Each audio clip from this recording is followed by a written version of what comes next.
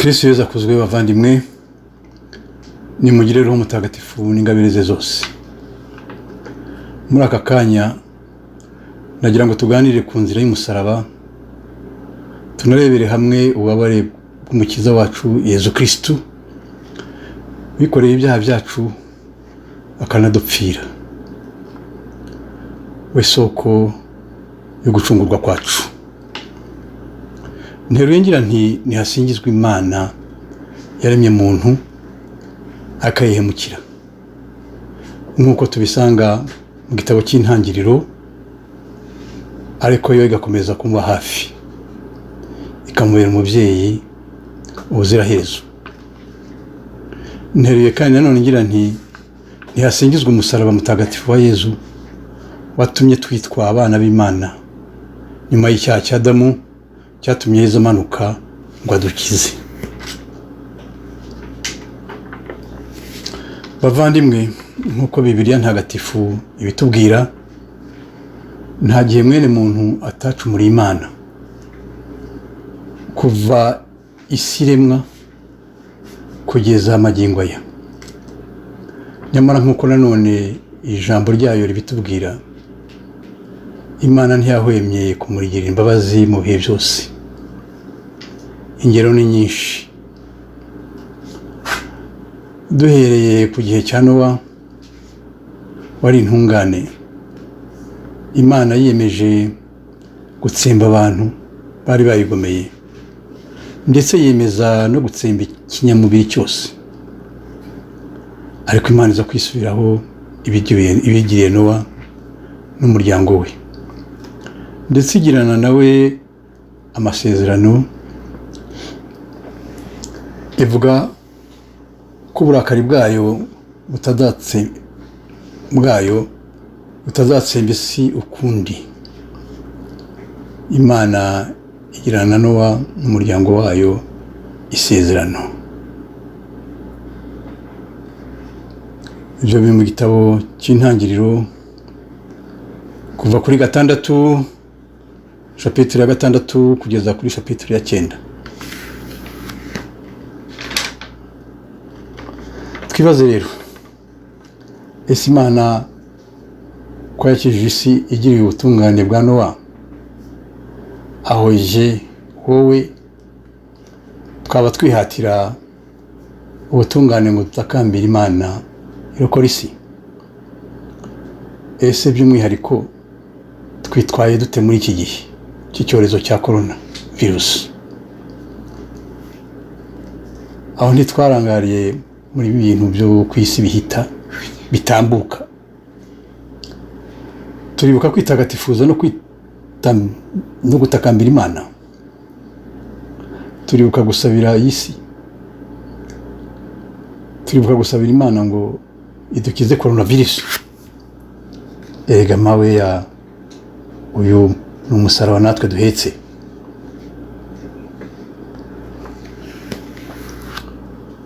Ese twaba twibuka ko Imana yagiriye ubuntu Abayisiraheli mu butayu igihe cyose bayijujutiye, by'umwihariko igihe bacikaga intege mu nzira igana mu gihugu cy'isezerano, bagatangira kugaya Imana na Musa, bibagiwe uko yabakiriye mu Misiri, ikabatunga mu butayu, ikabereka ububasha, ubushobozi n'impuhwe zayo.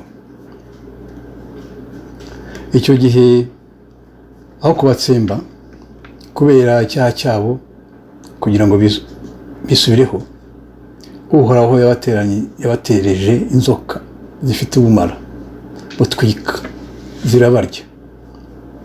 Ubu ni umusaraba wawo. Icyo gihe bapfamo abantu benshi cyane. Imbaga izisanga Musa iramubwira iti, twingingire Uhoraho adukize ziriya nzoka. Musa basabira imbabazi umuryango, maze Uhoraho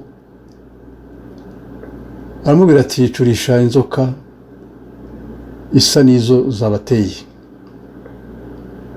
uzimanike ku giti, wowe uzajya zirya akayireba azajya akira. Musa acurisha inzoka y'umuringa ayimanika ku giti. Iyo rero inzoka yajyaga umuntu maze akareba iyo y'umuringa yahitaga akira. Ibyo tubisanga mu Ibarura chapitre 21 verse ya 4 kugeza ku ya 9. Bavandimwe, ahangaha nanone Imana iratwereka icyaha cyacu, ubuhemu bwacu, ubwirasi, kutanyurwa, nyamara yo kabinyampuhwe. Ugereranije n'ububabare n'uburemere bw'icyaha cyacu. Iyo nk'umubyeyi ugirira abana ibambe yashakiye Abayisiraheli urukingo rw'icyaha cyawo, ku buryo warebaga iyo nzoka imanitse ku giti yahitaga akira. Aha twumve bavandimwe ko iyo nzoka yari imanitse ku giti yashushanyaga Yezu Kristo wari kuzabambwa ku musaraba kugira ngo dukire, ku buryo uzamwemera wese akarangamira umusaraba we azakira. Nihasingizwe umusaraba mutagatifu wa Yezu watumye twitwa abana b'Imana nyuma y'icyaha cy'inkomoko cyatumye Yezu Kristo yigira umuntu akamanukira kudukiza. Bavandimwe, izi ni ingero nke muri nyinshi Bibiliya itubwira. Icyago cyose mwene muntu ahura nacyo ni imvano y'icyaha cyacu cy'inkomoko, nyamara Imana ntigeze idutererana. Nk'uko tumaze kubibona, ibiteka hafi yacu, kabone niyo turi mu cyaha. Ibyo tubisanga mu Banyaroma chapitre 8 itubwira ubuzima bushya muri Roho Mutagatifu, ikuzo dutegereje n'urukundo rw'Imana. Mbega ubuntu bwayo! Nk'uko mubizi rero, tumaze iminsi turebera hamwe inzira y'umusaraba Yezu yanyuze, n'ububabare yahuye nabwo kubera twe. Ese tujya tuzirikana iyo neza Imana yatugiriye muri Yezu Kristo? Ese tujya tuzirikana ubwo bubabare tukabugira ubwacu? Ese tujya turangamira Yezu igihe n'imburagihe? Ese tumenyekanisha Yezu Kristo mu bavandimwe bacu batamuzi? Bavandimwe rero, kubera ineza n'impuhwe z'Imana muri Yezu Kristo wadupfiriye akazuka, nagira ngo mbabuhamya ukuntu icyaha gishobora kuvamo inzira y'umugisha tumaze kucyicuza. Icyago nacyo kikaba gishobora kuvamo inema. Imyaka myinshi nawe mu Kristo wa wundi bita wo ku cyumweru, ni ukuvuga ko ntasengaga uretse kujya mu misa rimwe na rimwe, nabwo ku cyumweru, nabwo njyanywe no guhurayo n'inshuti zanjye ngo tugira aho twicara twica akanyota. Nyamara igihe kinini nakimaze mpabwa Ukaristiya, sinibukaga kubanza kwisuzuma mbere yo guhazwa, birumvikana, kubera ko ntari intungane no guhabwa Ukaristiya mfite umutwaro w'ibyaha. Burya ariko Nyagasani mu rukundo rwe abafitiye buri wese imigambi mu bihe byose. Twaje kugira umurwayi mu muryango wacu, iyo ndwara iyobera abavuzi, abagihanga n'abakizungu. Uwo murwayi niwe wari inkoramutima yanjye mu muryango. Bimaze kunshobera, nagiye mu misa nk'uko bisanzwe, ariko numva mfite ikintu cy'inyota ntazi aho biturutse cyo gusenga. Mu gusohoka mbaza umuntu twari kumwe, umuvandimwe wanjye tuvanye mu misa, nari nzi ko ari umuntu usanzwe asenga cyane. Niko njya mu misa singire icyo nkurayo, iyo habe ngo nibuke n'ivanjiri yigishije, nabigenza ne ngo nanjye negera Imana bitari ibyo kumva misa by'umwihariko by'umuhango. Yahise ampa agatabo gato kitwa kwiyambaza impuhwe z'Imana kama Faustina, ati ugatahane ugasome.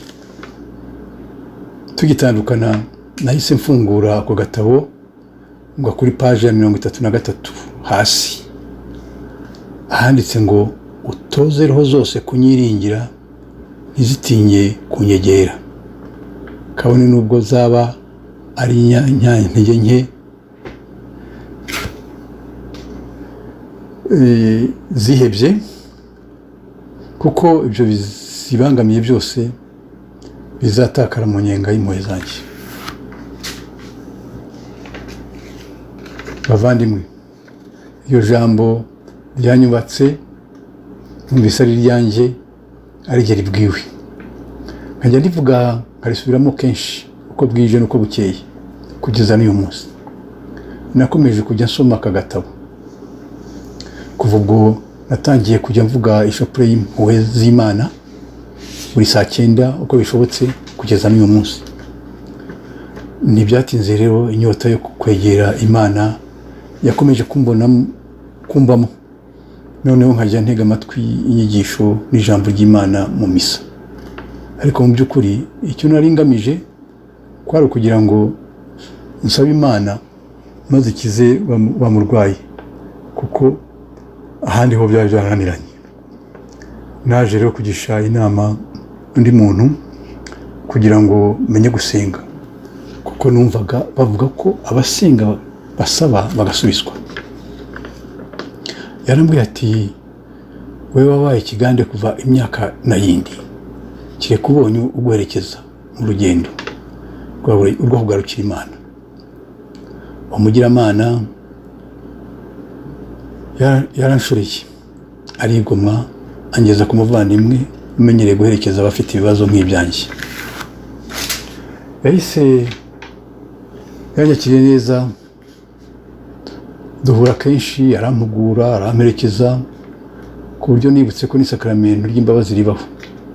Naje gutinyuka gusaba penitensiya nyuma y'igihe kirekire, numvaga ntaho nahera nyuma y'imyaka myinshi nari maze kuyihabwa. Numvise nduhutse bitavugwa, mbega ingabire y'ibyishimo byonyine. Kwibuka ko Ukaristiya ijyana no kubanza kwicuza ibyaha ukabiherwa imbabazi mbere yo guhazwa, ni inzira y'umugisha iduhuza n'Imana. Imana ishimwe yampaye ubushobozi bwo kubikomeza. Nihasingizwe Yezu Kristu wamenye amaraso ye ku musaraba, akadusigira n'amasakramento matagatifu adutunga, akatuvura kandi akaduhuza n'Imana. Nk'uko twabibonye rero, icyago gishobora kuvamo inema nk'uko icyaha gishobora kuvamo inzira y'umugisha. Ibi byabayeho kuva kera, ariko by'umwihariko byozerezwa muri Yezu Kristu wabaye kubera ibyaha byacu, maze akaducunguza amaraso ye yamenye ku musaraba nyuma y'ububabare bukomeye. Nk'uko bivugwa kandi bimeze, Pasika ntishobora kubaho hatabayeho wa gatanu mutagatifu. Kandi haranditse ngo imbuto y'ingano itaguye mu gitaka ihugute ikomeza kuba yonyine, naho iyo ihuguse yera imbuto nyinshi. Ibyo tubona muri Yohani 12 verse 24. Bavandimwe, subira inyuma gato bavuga ko icyaha gishobora kuvamo ingabire cyangwa se inema.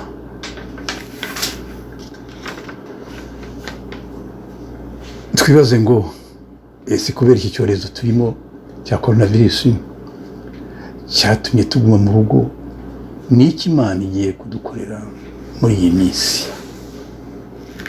Umunyarwanda yagize ati byagwa ntugahore ariko kandi ntukabure. Hari byinshi dushobora kuronka muri iyi minsi. Umuryango waregeranye, abana barasabana n'ababyeyi, umugore n'umugabo barumvikana, harimo gucoca ibibazo, gusenga byariyongereye. N'ubu biragaragara ko no muri groupe yacu abantu bagenda biyongera, gufashanya imirimo, gusubukura urukundo, gushakira umuti hamwe ibibazo bihoraho, guhozanya mu byago duhura nabyo.